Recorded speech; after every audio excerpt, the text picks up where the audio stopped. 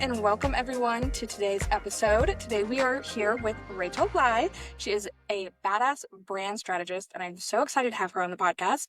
Today we are going to be talking about what she does and how she got there and everything kind of leading up to her career now. So if you want to give a little introduction. I think I kind of did it already, but hi, I'm Rachel. I'm so excited to be here. I think I always wanted to do what I'm doing, but I am a brand strategist. I think it took me a while to land on that term. I've evolved through things like social media manager, digital strategist, creative director, to now brand strategy, which I think encompasses the majority of what I do now. So it's a little bit of social media management on occasion, a little bit of content creation, but overall, I work with brands now to kind of oversee all of the like external facing touch points of a brand. So like how I want to call them fans, but sometimes they are depending on the brand. How like customers approach and experience and feel a brand, whether it's through like events, like through social media, through the launches that they have, to all of like the little bits and bobs that go into that. Yeah. And so you mentioned that you've kind of always wanted to do this. So did you go to college for it, or was it something that kind of gradually led up into it? I went to college for neuroscience. What? Neuroscience. Yeah, Isn't it cool? Yeah, cash brain. Okay, so she's incredibly smart. I think I got the degree just to be able to like say that. No, I love that. Yeah. I met someone the other day and they're like, yeah, I'm like an aerospace engineer. I was like, okay, girl, pop off. Oh, okay. I was Yeah, like, it's like a little like just side quest that I did. Not really, but when I'd say like always wanted to do this, I think when I was like maybe like I think what it is I always loved music and like the feeling that it kind of evoked in me and like helped me, I guess, kind of be able to like express the things that I maybe didn't feel like I could as a kid. It's like very focused on academics and all of that, or being forced to be focused on those things. So it was like this cool creative outlet where I felt like seen and understood. I found community and the fans that were also the same fans of the same bands that I was, all of that. And so I think when I was 13 or so, I came across this band that was on like Vans Warped Tour. Yeah. Oh, I love that. Just in that scene, and I loved it. I thought they were so cool. They were like this baby band that had just got signed. Echo Sweat? Okay, no, I don't know it. I was hoping I'd be like, oh my god, that's crazy. No, they had this one song called Cool Kids in like 2013, so it was a while ago. I'm like the worst with music. No, it's okay. It was like a very radio song, but they were like this baby band that got signed to Warner Bros. Records at the time. And they were only actually on the first half of Warped Tour, and then because of like the hype they built over the first 2 months, they got extended through the end. I came across this video. It was like a music video for one of their like first singles. It was very like Breakfast Club themed, which honestly, I mean, I don't think I've seen that movie start to finish. I've seen that. Same. Like, I know it. Yes, yeah. I haven't actually sat and watched it, but that's beside the point. Anyway, I just thought they were like so cool. They had like less than 10,000 followers on Twitter. I like immediately followed like every single band member and was just like, what are they about? What's going on? I was tracking them throughout like the Warped Tour like dates and like seeing their audience like grow every single night. And I just remember thinking like, I just want to be a part of like whatever it is they're creating, like the sound of their music, the aesthetic of like how they look, feel, sound, like how they interact with fans. Like I just want not only like for me to love this, but like more people to get involved. Yeah. So I did what a lot of people do. I started a fan account for them. Slay. I love that. I was a little fangirl. I'm like, I bet I've heard the song too. I feel like I have to. You definitely have. Oh my gosh, okay. But anyway, yeah, so I started a fan account for them. And then I think it was like, it just kind of like spiraled from there. I would notice like they were going on like a college tour and doing these dates that were like kind of private, but like sort of open to the public. And like, you'd see fans being like, can I get in? Like, I would love to come, whatever. And like, they don't have time to do that. So like, I just started doing that. I was like connecting fans to like where they could buy tickets and like doing all these other things. And the manager was like, hey, like, he would DM me. It was actually their dad. Their parents managed them for a while. And he was like, I'll be like, love what you're doing. Like, the band loves you so much, blah, blah, blah. And I turned that into like kind of my first unofficial job. I was running their YouTube and their Twitter and like commenting back on things and like just basically being kind of like their community manager. Yeah. Before that was a role. Like fangirl to manager. Yeah, so I like kind of became like a social media manager. I remember when I wanted to go to college. So I mean, I did really want to get a degree in music business, but like, you know. Yeah. But did you? Because kind of going back, Yeah. you kind of mentioned how you were like forced into like the more academic role, but you felt very creative. Yeah. Is that like your parents kind of being like, no, you can't pursue that. You need to be. Yeah, they were like, music's a hobby. Like, I wasn't allowed to go to concerts. I had to sneak out to go. There was like, I remember when there was this one concert. It was when Fall Out Boy decided to like co-headline with Paramore, and I was like, I cannot miss this. Absolutely not. You're like, yeah, mom, I have to be at the library studying. I like convinced my mom was a little bit more lenient than my dad, so I like convinced my mom to like let me sleep over at my friend's house, and like part of that sleepover was her parents taking the both of us to the concert. I I love was that. like, I can't take any photos of this concert, or I can't post That it. no one can know I was here. You're in full disguise. Dad can't find out. But I'm looking really shady. But yeah, so like concerts were like, even to just go to a show was like so like pulling teeth. Yeah. But yeah, so I think the digital side of things like came naturally. I was always on my phone, and then like the fan background, whatever, like made it really easy. I just was very socially, digitally fluent. Uh, and so I remember I was like, okay, like maybe I want to work in social media and like work in marketing. I like visited Warner Brothers Records in LA when I was in high school. I was like, maybe I'll like try to get an internship here eventually. And then I always just kept music as like part of the thing. I was like throwing shows in college and like working at a venue and just doing any and everything to work in music. So like that was like my thing for like 10 years. It wasn't even really brand strategy. I didn't really fully know what that was because I think I just cared about music, and I was like, I want to make artists, I want to make their worlds come to life. Even while you're going to school for neuroscience, like this is a part of it, you're like, oh my gosh. I feel like that's so funny because it's like right in front of you, like what you should be doing, but then it's like, Yeah, yeah, like I have to finish this degree. I would take like one neuroscience class a semester because I placed out of a lot of my core credits. I also never went pre-med, so I wasn't taking like that many. But yeah, I just would like be in class with people who are like studying for the MCAT and like are so serious about like working in a lab, and I'm like, could You're like, I need to tweet this band real quick. Yeah. Sorry. I'm like, I need to make sure the counts on those shows that I'm throwing are good. But that's so freaking cool. Okay, I absolutely love that. And so then kind of in college, you're still doing like all of the band stuff. Like it kind of grew into more, right? Yeah, I think like I got an internship junior year at Capital, and I was for whatever reason was like a little like I don't want to work on a major label. I want to work in artist management. I want to be like closer to the artist. I thought it was going to be very like corporate-y, and in a way it kind of was. But they'd actually restructured the internship program to be a little bit more like fun, and that was the first time I really understood creative, I think, in the way that it works in the music industry. Because I actually, prior to that internship, was like thinking social media, digital marketing, like I want to be doing like the Facebook, Instagram, YouTubes, for clients. But I got placed into like the creative services like department, and so I got to work under this really cool creative director, Nicole France, and she like brought us to set for like some of Katy Perry's shoots, and like I don't know, it was just like, oh, this is like this whole other world of like, okay, like here are the songs, like who are the stylists we're looking at? Where is the design inspiration and direction coming from? Like, how are we pulling this together? And I was like, oh, that's really cool. And I think, maybe I always had that in me, but in a way, social felt more accessible or tangible because there's numbers behind it. That you can like kind of tie back to success. And I think because I was so like academically pushed, I'm like, well, this is like a middle ground in the sense that like at least it um, matters in a slightly more utilitarian way than creative. But I was like, oh, this is fun. Yeah. I really want to do this. It's like a way for you to be creative and also kind of like measure your success with it. Right. Yeah.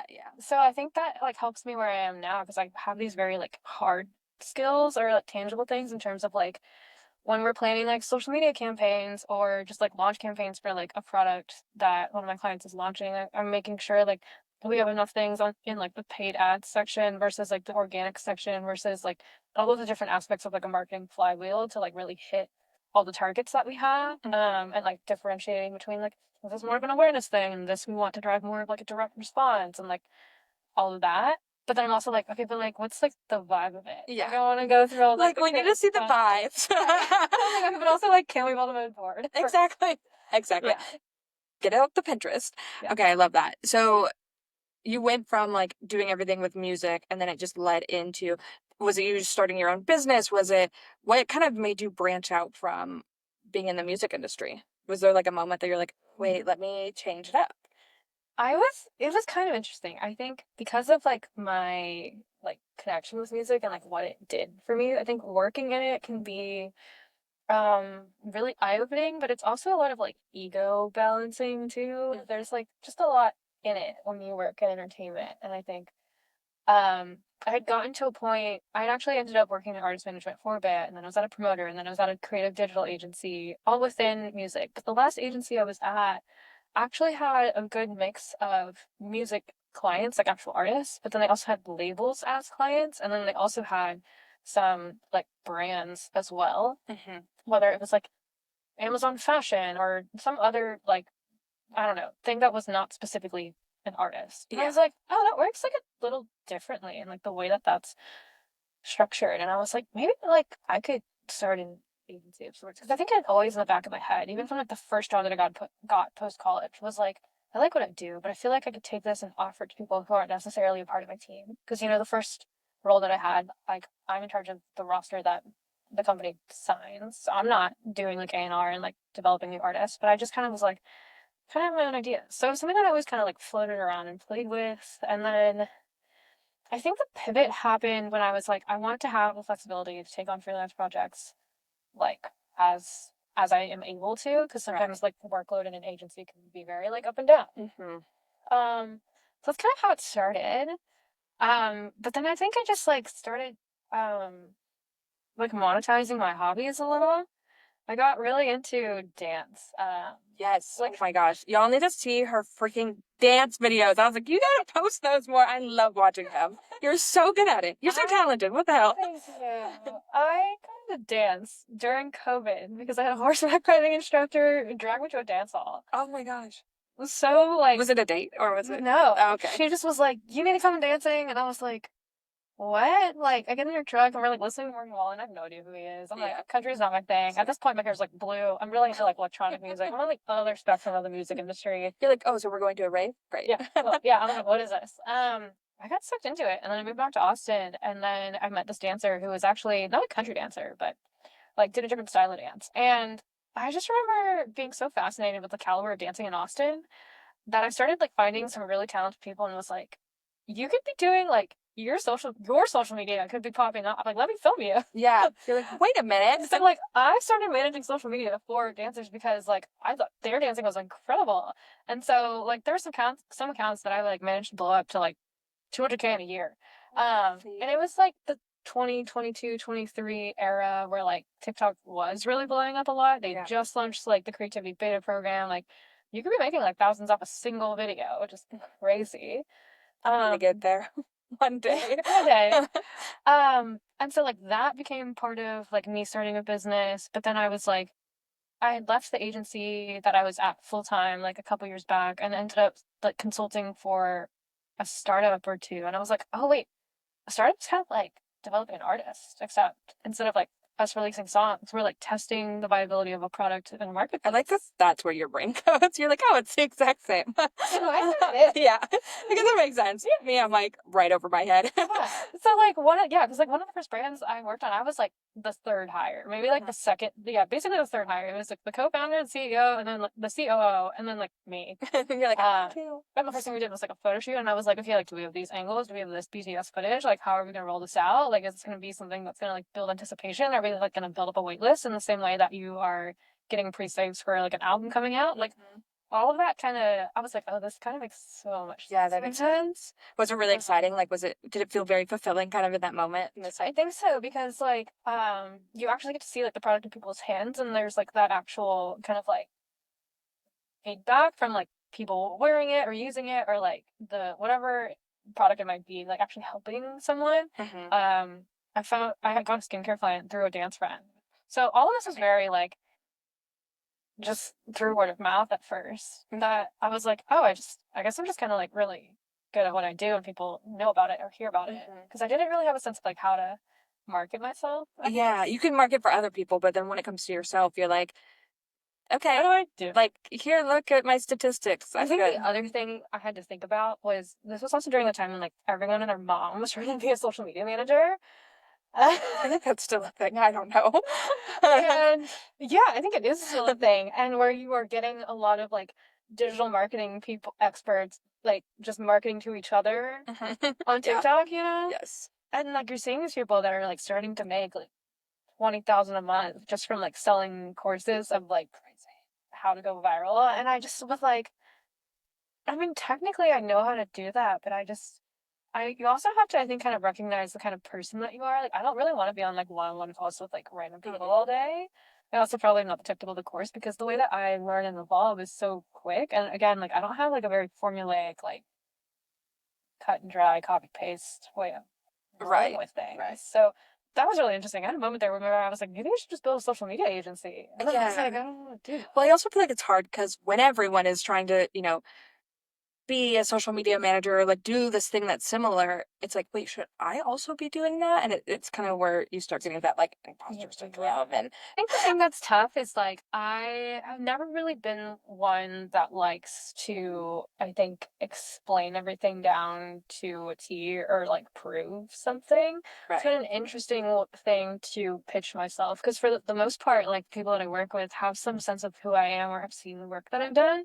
And I think that's the strongest in terms of like bringing in leads or like growing a client base than being like, these are the things you need to fix about your whatever, or like these are 5 mistakes I would avoid if like whatever, just like Yeah. very like gamified, like strong hook type things to bring people in. And that's so funny because that's exactly what I do for my clients. But when it's me, like I don't talk about myself that way. Like No. I am my business is me. You're like, just trust me. Yeah. Like, And just also, I trust think me. if like I was making that kind of content that's maybe slightly more generic and not maybe as personality driven, it's going to bring in the types of people that are not necessarily going to connect with me because of my personality, and I kind of need that. And I think that's again having a background in music where you are like very emotionally enmeshed in the projects that you take on. Uh-huh. Like that kind of happens with the brands that I work with too. That's what we were talking about. Okay. Yeah. I was like, we were talking about something in regards to social media. Yeah. And it was like promoting yourself and, that you do that for others. But when it comes to yourself, it's like, how am I supposed to, even though, and Yeah. I'm the same way because I preach it all day long. I'm like, you need to show up as yourself, show up authentically. But then it's like, oh, how do you actually do that? And so I'm sure for you, it's kind of the same where it's like, how should I actually be doing this? But I mean, you have been like posting your dancing. I feel like you post about yourself. Like I see a little glimpse into your life. So Yeah. I feel like that's going to definitely like connect you to like the people who can feel a connection through that. It's so interesting because I think we did talk about this like offline earlier. On TikTok, I only have like a one account, but on Instagram, I have a separate dance account, and it's actually so much easier to run that as a separate account because I know exactly like who I'm talking to and like what those people typically care about and like what my like not like I have a separate personality for Yeah. it, but to kind of have it siloed, it's kind of nice. Yeah. I think in the same way people have like fitness accounts or nutrition accounts or whatever, it's an aspect of my life that I can like keep. It's like a hobby for me, so it doesn't have to overlap with much other things. Right. I feel like I have a personal account too, but I have it on private where it's just me posting. And it's like there became a moment, I feel like it was like a year or two ago because I hadn't had a personal account in so long where it was so freeing for me just to post whatever. Yeah. And I do feel like it kind of like clicked with me where I was like, oh, I'm not enjoying like posting on my work account anymore because I feel like I have to be restricted. And that was kind of like a shift for me where I was like, maybe I should do like a little bit of both. And like, I want it to be fun again because I don't care what anyone says, social media is hard.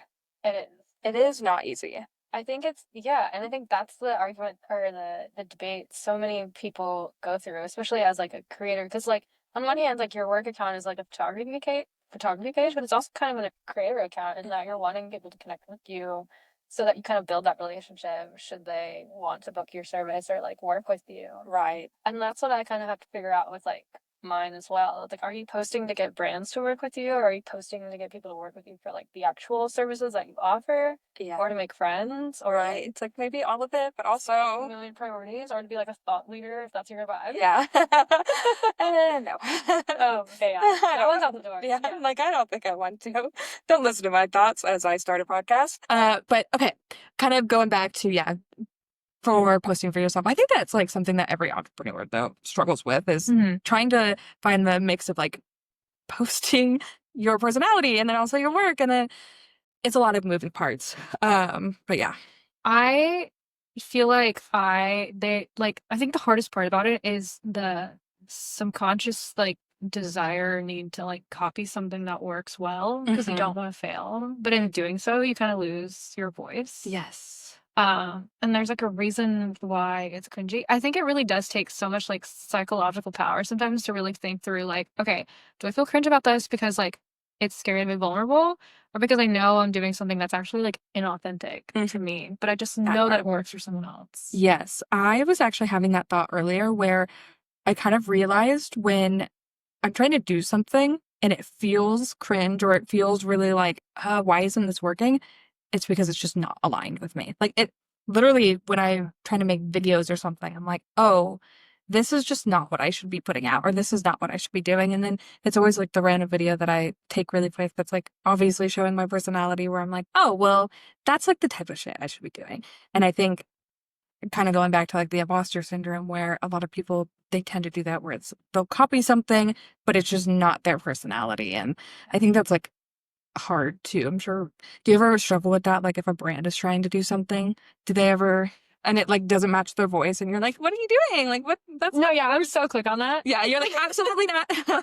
Nope. I can be so quick with it on a brand, like from a brand standpoint, because I'm like, guys, these are your guidelines. Like, these are the pillars. Like, these are the things that you care about. And like, you're just like, why are we doing the AI Barbie trend right now? Yeah, like Nobody cares about that. like stop it. Yeah, I think a lot of times I feel like that would be something I don't think I would be able to handle with like brands or companies. Like if someone's not listening to me, I would get so annoyed. I'd be like, what are you doing? Because I think sometimes people who don't understand social media, they think, oh, I can just hop on a trend and it's going to go viral. And then they're like, why isn't it going viral? You like struggle with that with some. Totally. Yeah. And I usually just try to explain them like, because I can be very like a little like, what are you doing? And I think it's like, I think that's what happens when you're like a creative director or a creative manager and you see like the impact of things that are like the more intangible. It's like, I know this is dumb, but like you literally need to use the other photo from the same photo shoot, but not that one. Yeah. Because that suggests something else and you just don't see it. Typically, it's like taking a lot of work to like develop this. And I think the more clients I work with, the better I get at it. But it's like, hey, like we can do that. I'm just going to lay out for you like what I think is going to happen for plan A and plan B. And then you tell me. Yeah. And you're like, you're hiring me, so like you might want to listen to me. Yeah, I'm going to give you my opinion, but like, hello. do with that what you will. That's, yeah, that would drive me nuts.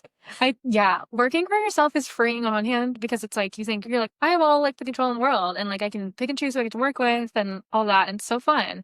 But then also like you're in service of clients and like they're gonna have priorities and goals that you don't have. They're gonna have budgets that you don't understand how they're gonna allocate like numbers to things. So something that you might think is like really important and they shouldn't drop the ball on, like they might just drop the ball on. Yeah. And it's really not on you. Yeah. And you're like, oh, not all the fun creative control.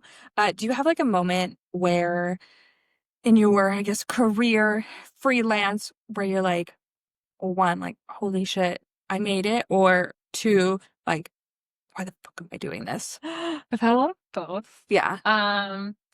I think the way it started, I didn't really have like a game plan. Like again, like I kind of like I said, like people just kind of started like coming out of the woodwork and being like, "Hey, I heard that you started doing this. Like, would love to work with you." And I was like, "Okay," like ball's kind of rolling. And I think that first year or two, like that I was freelancing, I was posting a lot, and I think a lot of it was posting kind of about just like the lifestyle of being freelance and like that kind of again like personality whatever driven stuff was like kind of working. But then because it was so social focused, in a way, I feel like I was hiding. That sounds really funny, but like I feel like I was hiding a lot of my expertise within my Instagram story because it literally disappears in 24 hours. Yes. Yeah. And putting it on the feed as something that's like a little bit more shareable and external wasn't hard. Um, And it got to a point where I was getting kind of like more leads around like just smaller projects and things that like were like, oh, can you like flip this website? Or like, I have like someone who just needs some help with like content ideation for like their personal brand. And I was like, I just like miss the caliber of work for like actual brands that have like budgets and like, Yeah. like quarterly like launch targets and things that are like a little just more like oomph on them, Yeah. you know? But I also like just logistics and like logic and kind of doing that because like it almost feels like that goes hand in hand with you being creative. You're like, I need the structure I of want this. someone that like knows how to put together like a tech stack to make things from ideation execution a little easier and we're not like spinning our wheels together. So yeah, I think I made that pivot like very recently. Almost all of the clients that I currently work with right now, I started contracts with this year. Wow. I think it was like in November or December. I had like just like this I had one evening or two of just like brain rot TikTok scrolling, but it wasn't really brain rot. I came across Maggie Seller's like Hot Smart Rich podcast. Well, not her podcast, her TikToks. And I was like, oh my God, this is a thing that I feel like I've been missing. I was like going through like literally all of her content. And she's someone, I don't know if you know who she is, but she also used to work in the music industry, but prior to that was also kind of like had dabbled in like startup world and stuff, and was doing like brand equity partnerships and like helping artists get paid by startups in equity instead of cash, and like building these really lucrative deals. And I think the team that she was at didn't see the value that she had, and she went off and like started a media company and like a syndicate to start like angel investing, and like just like went full business finance, but like also brought a lot of personality to it, and like her humor, and like was very like, I'm not gonna be apologetic or ashamed of being like hot, smart, or rich, and like she always really felt like she had to prove all those different things. And I was like, is this the thing that I've been fighting? Because I think when you work in music as well and you work with celebrity talent, like it does take a certain type of person to be able to do that well, and like really toe the line between like being proud of and showcasing and sharing about your work, because it does build your brand, and music industry is a small world, and like it really matters who you know, but also not like making it about you when it's not supposed to be about you. And like those are things that like I think when you're in your early 20s and like you kind of have that sort of fangirl perspective, that can rub people the wrong way depending who you work with. So it's really interesting to go through her story and then see that she just like took it to the moon, like in her own way. And I just remember thinking about that, and it was like, okay, like what is the thing that I like actually really want to do? And so I started going down this path of like, okay, I really just want to do brand strategy. Like I don't want to be a social media manager. Like I can do that. Yeah. But it's like I obviously care about like the bigger picture and like the direction of like where a brand is going, how it like integrates into someone's life, Right. and stuff. I love that. So instead of like working with artists like I would have before, and them writing about their heartbreak or like their dreams or whatever, it being like the song of the summer, I like work with like wellness and skincare and like beauty brands to like figure out like where do you integrate into someone's routine, like what values do you share and like hold with like the community that you have, and like how can you leverage your partnerships, your creator relationships, your affiliate programs, your even just like your customer service to all like kind of say the same thing to make people want to buy from you. Yeah. I feel like that's so awesome, especially because you kind of had that moment of like, I am not doing exactly what I'm supposed to be doing. Like, what else is out there? And I think that can be hard as someone who's an entrepreneur where you kind of get stuck into like, well, I can do it. I'm going to do this thing because I can do it. And it's like, and for you, it's like social media management. It's like, well, I'm doing it. Like, I'm good at it. But like, is this what I want to be doing? And I always love asking people, I'm like, what is the thing you would be doing if money was not an option? Like, it was not an object. It didn't matter. We didn't need money. What would you do? And I'm like, go for that. Like, because that is what you're supposed to be doing. And even like you in high school doing the whole band managing, like you were already on it. Did you find that when you kind of shifted your career paths, did you have like people in your life being like, what the fuck are you doing? Was that a thing for you? I miss the like tenacity that I had when I was 16. I think as you mature, like things humble you and you get a little bit more conscious about things. And like that can be good, And I think there are times when like the fear can eclipse that and like really set you back. But I think sometimes I think about that time in my life and I was like, I just was so determined. You're like, who is that girl? How did I? Yeah. First of all, how did you have that much energy to do all of that?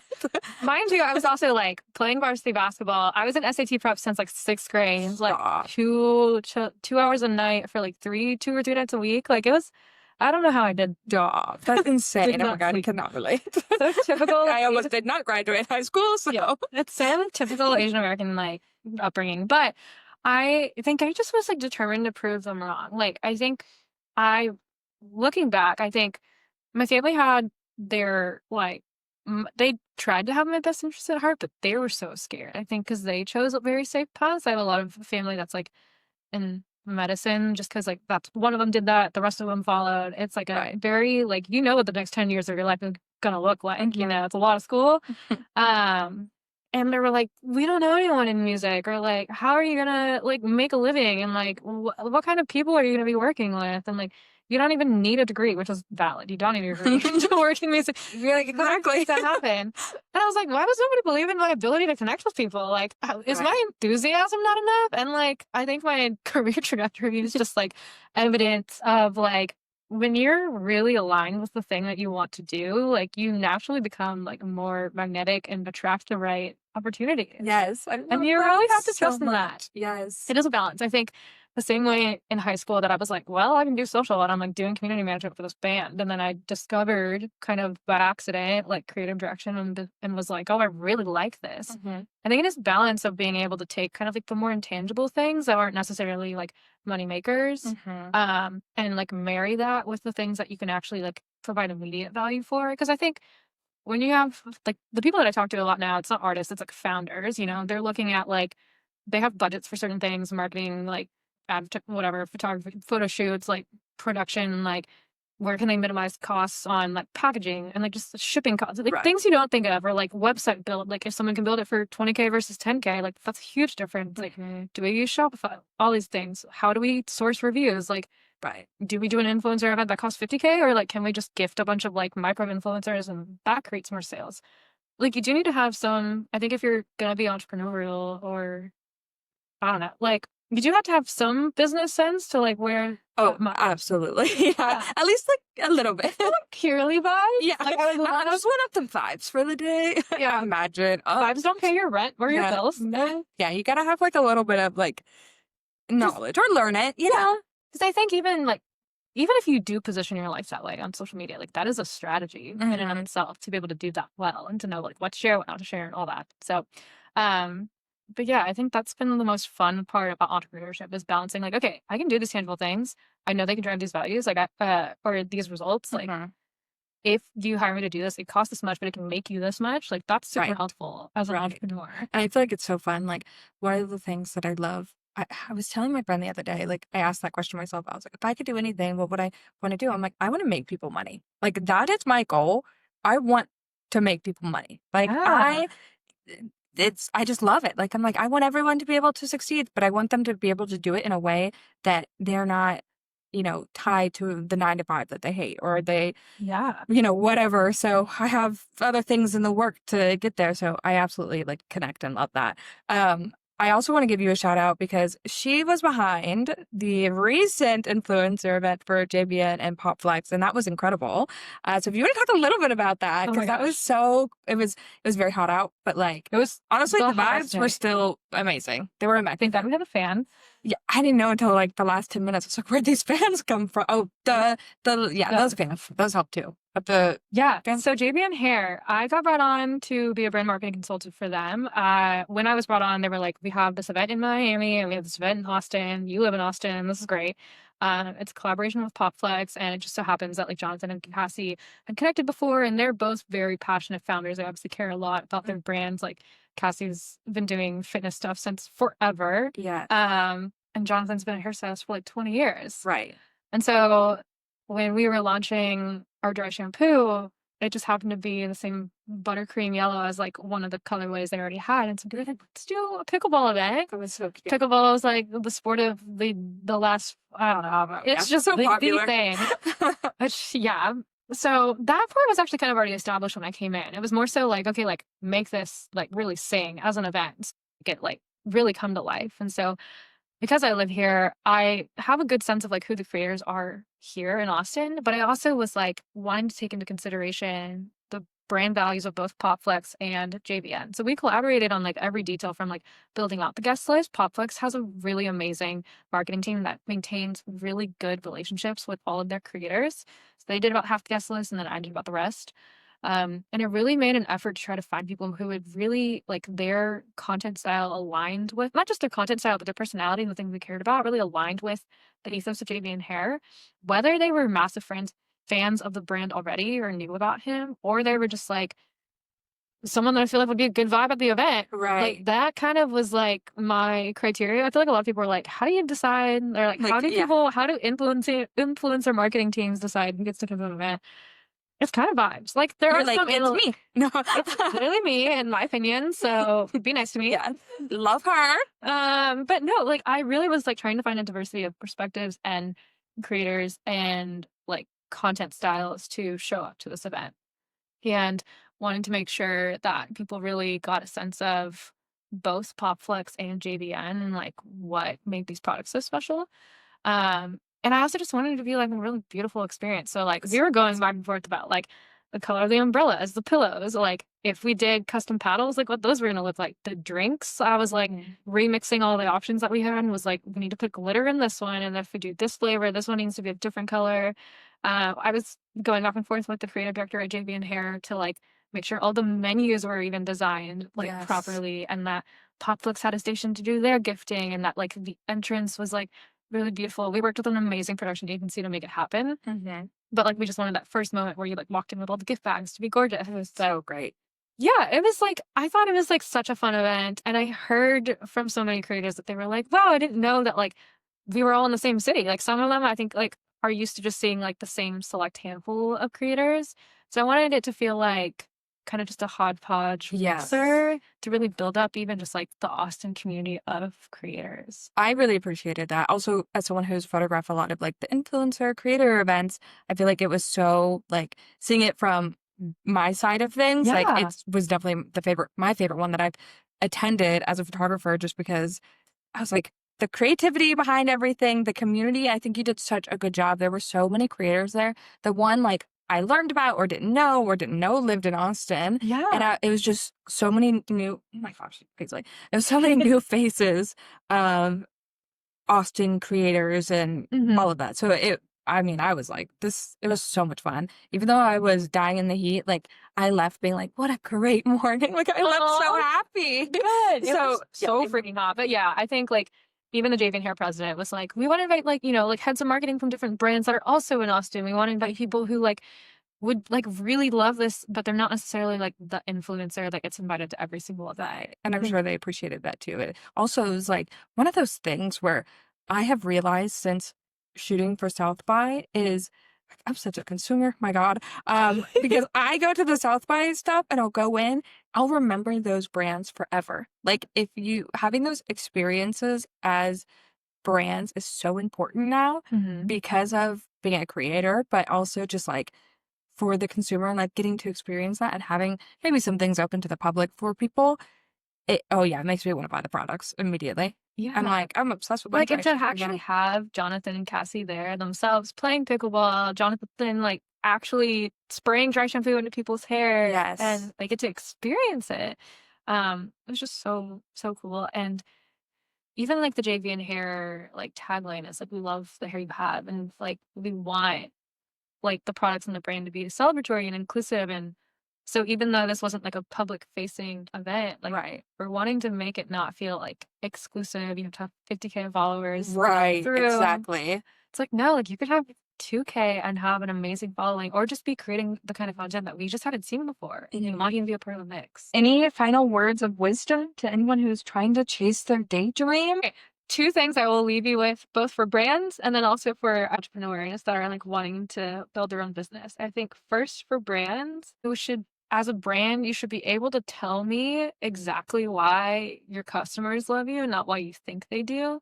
Like, I wanna hear that story in the same way that, like, you know how when, like, certain publications will, like, interview fans in line for bands, and they're like, "I just love this artist because like, XYZ, and they made me feel this way." Like, if you were able to do that as a brand about your consumer, Right. like, you can sell any product to them, you can pivot in any direction if you're maintaining that relationship, and that will, like, help so many things, like, in the long run than just being able to, like, say, like, "We sold 1,000,000 products," or we whatever. Like, I Yeah. think having an ethos um, to your brand really builds its longevity and making people care in an authentic way like that matters, I feel like, so much more now. I 'Cause agree. there's just Especially with so much social media.